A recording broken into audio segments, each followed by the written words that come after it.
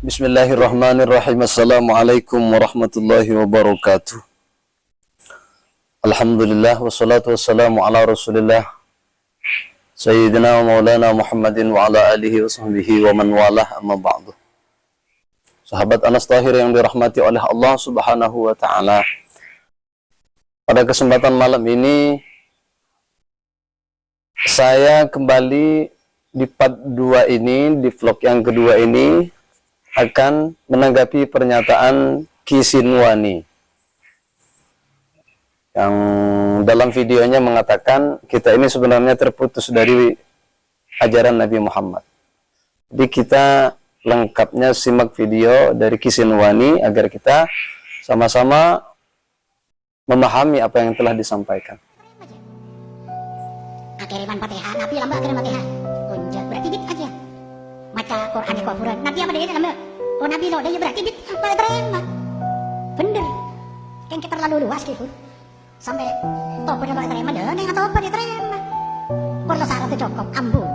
Mun pakun bid bid ini kan senika. Orang ibadah ini kan ke Allah. Prokerat dua ke Allah. Allah lah nyoro, saya keratukan kok Muhammad saumpama. Bila lo nyoro Nabi bid mereka lah kan. Maka orang saya repu molot Isra Mi'raj telah sentopa. Benarin lah qobliyah Jumat lo sholat, qobliyah duhur lo apa? Lo sholat masa sunat lo ikalah. Kok parpu ji ya saya singis merengis dia. Makin terus terang nyak benyang kau le pancing dengan kan pegel dari Nabi. Saya ngajak aku umat Muhammad coba pikir. Islam ngalarang nembok kuburan. Ngalarang masang lampu di kuburan. Melarang ngecek kuburan, melarang asolat ada di kuburan, setuju ilanggar. Keramik makin. La'anallahu al-yahuda wa nasara takhadhu kubur anbiya'ihim masajid. Coba. Dan Rasulullah Allah Ta'ala muka-muka ngelaknat dak Yahudi Kristen Arab kuburan Nabi nagabai masjid. Coba pikir. Setelah kita sama-sama menyimak video dari Ki Sinwani, mengerikan sekali narasi yang disampaikannya. Dengan tegas mengatakan amaliyah yang telah dilakukan oleh kebanyakan masyarakat seperti maulid, Isra Mi'raj, dan lain sebagainya itu bukan ajaran dari Allah Subhanahu wa ta'ala. Setelah di part pertama saya telah menjelaskan mengenai bid'ah, bahwa tidak semua bid'ah itu buruk, tidak semua bid'ah itu sesat. Di part pertama sebelumnya sudah saya jelaskan secara gamblang mengenai bid'ah. Jadi di part kedua saya akan langsung menanggapi pernyataan dari Ki Sinwani. Pertama, apapun hasilnya, memang di sini saya kalah dengan pernyataan Ki Sinwani mengenai menembok kuburan. Menembok kuburan itu memang hukum asalnya itu memang tidak boleh. Ya walaupun di masyarakat saya sendiri itu tidak bisa dipungkiri memang sudah menjamur di kalangan masyarakat bahwasanya setelah dikubur itu memang semuanya dikasih kijing, bahasa Jawanya itu dikijing. Itu bisa dilihat sendiri dalam kitab Fathul Mu'in Syekh Zainuddin Al-Malibari, atau dalam Hasyiah I'anatul Talibin juga dijelaskan. Jadi yang pertama yang akan saya jelaskan di sini, memang mengkijing kuburan itu, memberikan kijing di kuburan itu memang pertama hukumnya itu makruh. Hanya saja di sini Ki Sinwani itu sangat keras mengatakan orang yang mengkijing kuburan itu keluar dari ajaran Nabi, putus dengan Nabi begitu. Jangan-jangan nanti kita tidak diakui sebagai umatnya Nabi. Ini sudah keterlaluan banget Ki Sinwani. Padahal dalam redaksi dalam kitab Fathul Mu'in sendiri, kalau di tanahnya sendiri, kalau di tanah pribadi itu hukumnya makruh kalau memang tidak ada hajat, misalnya kuburannya tidak khawatir digali hewan buas begitu, maka hukumnya itu makruh. Artinya kalau makruh ya tidak berdosa kalau dilakukan, hanya saja makruh begitu. Kenapa? Karena membuang-buang harta yang tidak ada manfaatnya, kan begitu. Jadi hukum asalnya makruh, ya. Ya setelah kami menyampaikan hukum asalnya daripada mengkijing kuburan itu makruh, ya kembali lagi kepada masyarakat. Kami hanya menyampaikan begitu. Bukan saya membela Kiai Sinwani. Saya bahkan membantah Kiai Sinwani itu, karena Kiai Sinwani ini dengan tegas mengatakan orang yang mengkijing kuburan itu putus dengan Nabi, kan. Ini sudah keterlaluan. Itu sebenarnya hukum asalnya itu hanya makruh kalau di tanah pribadi. Berbeda halnya ketika mengkijing kuburan itu di tanah wakaf. Kalau di tanah wakaf itu sudah jelas haram ya, berdosa. Ya tentunya yang mengkijing yang berdosa, bukan yang meninggal. Seperti itu. Di sini ada pengecualiannya. Di dalam Hasyiah I'anatul Talibin itu dijelaskan bolehnya mengkijing kuburan itu kalau kuburannya anbiya, kuburannya para nabi, kuburannya para sholihin itu yajuzuh, boleh dibangun, kasih penerang agar orang bertawassul, orang ziarah itu semangat, itu boleh kalau kuburannya orang soleh. Jadi yang pertama tuntas masalah mengkijing kuburan. Jadi saya memang harus menyampaikan ini. Yang pertama ini, terlepas masyarakat menerima atau tidak, yang jelas hukum itu sudah disampaikan. Jadi kalau dikatakan putus dari Nabi, ya tidak bisa begitu.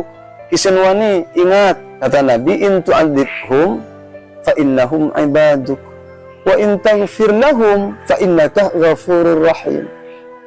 Jadi di sini spesialnya umatnya Nabi itu di sini, Kisinwani. Ya Allah, kalau engkau menyiksa hamba-hambamu, mereka yang ahli maksiat dosa itu, fa innahum ibaduk, mereka hambamu ya Allah, kata Nabi. Akan tetapi ketika engkau mengampuni mereka, fa innaka ghafurur rahim, sesungguhnya engkau maha pengampun lagi maha penyayang. Kisinwani, metode dakwah yang Nabi ajarkan itu basyiru wala tunafiru, berikan kabar gembira, jangan memberikan kabar yang menakutkan seperti itu. Jadi semboyan Islam itu, dakwah itu merangkul bukan memukul, itu harus kita terapkan di Sinwani. Anda itu terlalu keras sehingga hanya melakukan haram. Memang haram dosa besar, tapi tidak berarti mereka harus lepas dengan Nabi. Tidak. Nabi sendiri yang mengatakan syafaati li ahlil kabair yaumil qiyamah, syafaatku, pertolonganku, kata Nabi, untuk umatku yang ahli dosa besar. Jadi syafaatnya Nabi itu dikhususkan kepada umatnya yang ahli dosa besar. Itu yang pertama. Yang kedua, masalah penerangan lampu. Di sini saya sudah mengumpulkan hadis-hadis yang mengenai memasang lampu di kuburan. Katanya memasang lampu itu haram di kuburan. Jadi di sini saya sudah mengumpulkan hadis-hadis mengenai penerangan lampu, salah orang yang meletakkan lampu di kuburan. Memang kenyataannya kelompok-kelompok yang mengingkari peletakan lampu di kuburan itu tidak bisa dipungkiri lagi adalah Salafi Wahabi. Jadi Salafi Wahabi itu bukan kelompok yang berbeda. Salafi itu wajah baru, Wahabi itu wajah lama. Namun mereka bungkus sekarang agar menjadi lebih keren lah, Salaf. Seakan-akan mengikut Salaf. Mengikut Salaf. Padahal mereka itu Salafi Wahabi. Selanjutnya, hadis tersebut kan diriwayatkan oleh Ibnu Abbas bahwa Rasulullah Shallallahu Alaihi Wasallam bersabda, Allah melaknat wanita yang menziarahi kubur dan orang yang menjadikan kubur sebagai masjid, juga buat orang yang meneranginya, yang menerangi kuburan dengan penerangan. Kan itu hadisnya, hadis yang diriwayatkan oleh Ibnu Abbas. Padahal ini tolong garis bawahi, Kisinwani, ini tolong garis bawahi. Menurut ulama Salafi sendiri ini loh, ini pendapatnya Salafi. Ulamanya Salafi siapa? Nasiruddin Albani. Menurut Albani, dalam kitabnya Tahdzirul Masajid min Ittikhadil Kuburi Masjidan, di halaman 43 sampai dengan 44, Hadis ini di atas telah dinukil dari Abu Daud. Hadis ini dinukil dari Abu Daud dan selainnya. Dari sisi sanad, urutan perawi, ternyata hadis ini dihukumi lemah. Ini menurut Albani. Hadis ini menurut Albani lemah. Jadi silahkan cek sendiri Kisinwani, kitabnya. Hadisnya ini lemah. Kata kalian, kalau hadis lemah tidak boleh dijadikan hujah. Itu kan kata kalian sendiri. Kata Albani, hadis penerangan lampu itu lemah. Yang pertama. Dan begitu juga menurut Imam Muslim. Hadis tersebut tidak jelas. Mutarib, tidak jelas. Hadisnya tidak jelas. Tidak jelas di mana? Hadis yang diriwayatkan oleh Abu Salih. Orang itu meriwayatkan hadis dari Ibnu Abbas. Tidak jelas apakah benar ia telah mendengar dari Ibnu Abbas atau tidak. Itu yang tidak jelas menurut Imam Muslim. Kenapa? Karena hadis itu bertentangan dengan hadis yang disampaikan, yang diriwayatkan juga oleh Ibnu Abbas, yang dinukil oleh At-Tirmidzi dalam kitabnya Al-Jami' Shahih jilid 3, halaman 372, bab ke-62. Ibnu Abbas berkata, suatu malam Rasulullah Shallallahu Alaihi Wasallam memasuki areal pemakaman. Jadi, suatu malam Rasulullah memasuki areal pemakaman untuk berziarah tentunya. Ternyata sesampainya di sana, ini hadis yang diriwayatkan oleh Imam Ibnu Abbas. Ternyata sesampainya di areal pemakaman tersebut ada orang yang menyiapkan penerangan. Jadi tidak mutlak haram, tidak. Tergantung kebutuhannya, begitu. Kisinwani. Ini juga menurut ulamanya orang Salafi Wahabi mengenai penerangan lampu.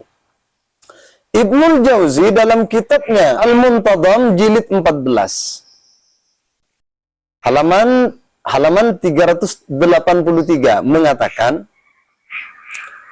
salah satu kejadian di tahun 386 Hijriah, penduduk Basrah mengakui menemukan kuburan yang mana kuburan itu diyakini adalah kuburan Zubair bin Awam. Maka setelah mereka menemukan kuburan tersebut, mereka menyiapkan fasilitas penerangan. Dikasih penerangan. Ini menurut Ibnul Jauzi. Jadi tolong diingat-ingat, menurut Imam Ibnul Jauzi yang jadi biasanya dijadikan rujukan oleh ulama-ulama Salafi Wahabi terdahulu. Intinya kalau penerangan itu ada manfaatnya, ya keluar dari hukum larangan. Jadi boleh, kan begitu. Itu bukan menurut saya, menurut para ulama, terlebih menurut Ibnul Jauzi. Terlebih yang saya sebutkan tadi, menurut Albani, hadis yang menerangkan tentang pelarangan itu dhaif, lemah, kan seperti itu. Juga menurut Imam Muslim, hadis itu kan tidak jelas, begitu. Jadi konsistenlah Nawawi, katanya kan biasanya kalian selalu menggembor-gemborkan hadis sahih, harus hadis sahih, tidak mau hadis dhaif. Ini loh hadisnya dhaif menurut Albani, kan seperti itu. Selanjutnya yang ketiga, mengenai membaca Al-Qur'an di kuburan. Kalau mengirim Quran itu ulama kalian sendiri di video saya yang sebelumnya sudah jelas. Ibnu Taimiyah itu menjelaskan bahwasanya, kata Ibnu Taimiyah sendiri dalam Majmu' Fatawa menjelaskan bahwa orang yang mengirimkan pahala dihadiahkan kepada orang kuburan itu, kata Ibnu Taimiyah, yuntafa'u bihi, bermanfaat. Nah, sekarang kan masalahnya membaca Quran di kuburan, kan seperti itu. Kata Kisinwani itu kan haram, bukan ajaran dari Allah, kan seperti itu. Artinya bukan dari syariat Islam. Ini kurang ajarnya Wahabi di sini. Kurang ajar, sangat kurang ajar. Di sini saya akan menghadirkan hadis. Sebuah hadis yang memang jelas menerangkan tentang membaca Al-Quran di kuburan. An Ibnu Abbas radhiyallahu anhuma qala, daraba ba'du ashabin Nabi sallallahu alaihi wasallam khiba'ahu ala qabrin. وهو لا يحسب أنه قبر فإذا هي فيه إنسان يقرأ سورة تبارك الذي بيده الملك حتى ختمها Fa'atan Nabi sallallahu alaihi wasallam faqala ya Rasulullah inni darabtu khibai ala qabrin wa ana la ahsibu annahu qabrun fa idzan fihi insanun yaqra'u surata tabarakal mulk hatta khatamaha. Faqala Rasulullah sallallahu alaihi wasallam hiya al-mani'atu hiya al-munjiyatu tunjihi min adabil qabri. Menurut Imam Tirmidzi hadis ini hasan. Menurut Imam Tirmidzi hadis ini hasan. Dalam hadis ini dijelaskan begini, Kisinwani. Ada seseorang yang berkemah di suatu tempat. Mereka itu, orang tersebut tidak sadar bahwa mereka itu berada di kuburan. Ternyata setelah mereka selesai membuat kemah, mereka menemukan manusia yaqra'u surata tabarakal mulk, sedang membaca surah tabarakal mulk. Maka orang tersebut fa'atan nabiyah, mereka mendatangi kanjeng Nabi, kemudian mereka berkata, ini darabtu khibai ala qabrin. Saya membuat kemah di dekat kuburan. Saya membuat kemah di dekat kuburan. Setelah itu saya mendengar manusia membaca Al-Qur'an, membaca surah tabarakal mulk. Surah tabarak ini kan Al-Qur'an, Kisinwani. Apa jawabnya Nabi? Apakah Nabi mengatakan bid'ah? Apakah Nabi mengatakan kalian putus dengan aku? Ini menurut kalian yang seperti ini. Menurut Nabi apa? Apa jawabnya Nabi? Luar biasa jawabnya Nabi. Nabi menjawab, hiyal mani'atuh. Yang ia baca itu adalah surah mani'ah, pencegah dari siksa kubur. Hiyal munjiyat. Yang dia baca itu surah yang menyelamatkan dia dari siksa kubur. Tunjihi min adzabil qabri.